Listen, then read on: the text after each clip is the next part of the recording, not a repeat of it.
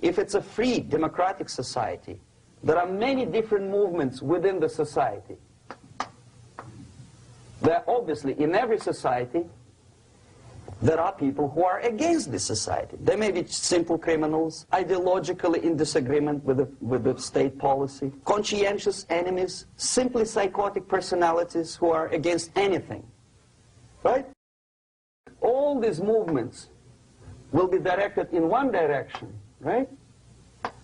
This is the time to catch that movement and to continue it until the movement forces the whole society into collapse, into crisis.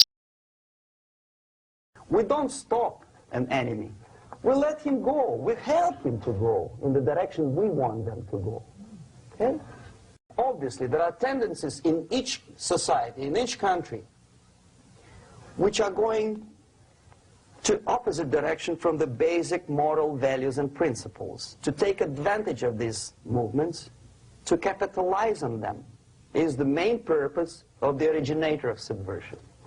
So we have religion, we have education, we have social life, we have power structure, we have labor relations, unions, and finally we have law and order. 1, 2, 3, 4, 5, 6. Okay? These are the areas of application of subversion. What it means exactly? In case of religion, destroy it, ridicule it, replace it with various sects, cults, which bring people's attention, faith, whether it is naive, primitive, doesn't really matter. As long as the basically accepted religious dogma is being slowly eroded. Education. Distract them from learning something which is constructive, pragmatic. Teach them history of urban warfare, natural food, home economy, your sexuality, anything, as long as it takes you away. Okay? Social life. Replace traditionally established institutions and organizations with fake organizations. Take away the initiative from people. Take away the responsibility. Power structure. Okay, the natural bodies of administration, which are traditionally either elected by people at large or appointed by elected leaders of society, are being actively substituted by artificial bodies. The bodies of people, groups of people, whom nobody elected. Never.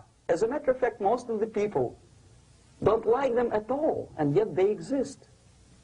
Do not have neither qualification nor the will of people to keep them in power, and yet they do have power. Okay. Together with that, there is another process. Law enforcement, law and order organization and structure is being eroded.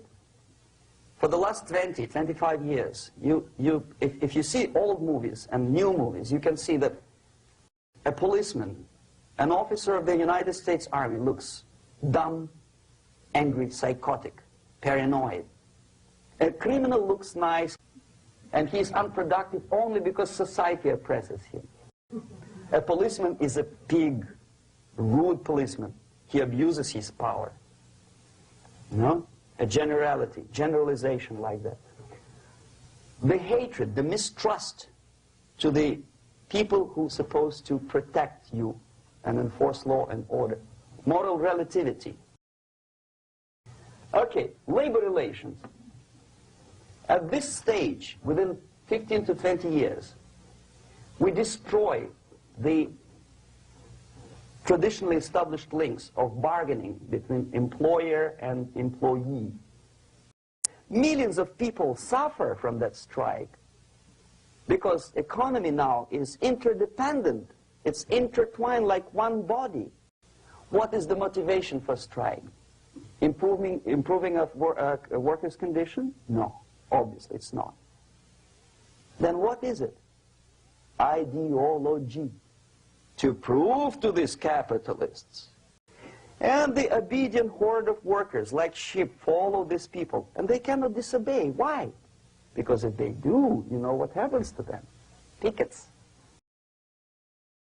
Whenever trade union strikes, we have influx of propaganda, mass media, ideological dissemination. The workers' right, and we repeat it like parrots. Yes, workers' right. To reverse this process, do not elect them to the seats of power, whether it is municipality level, state level, or federal level. It has to be beaten in the heads of American voters that a person like that in the seats of power is an enemy. Do not be afraid of this word. It is an enemy. Strike with the power of spirit and moral superiority. If you don't have that power, it's high time to develop it. And that's the only answer. That's it.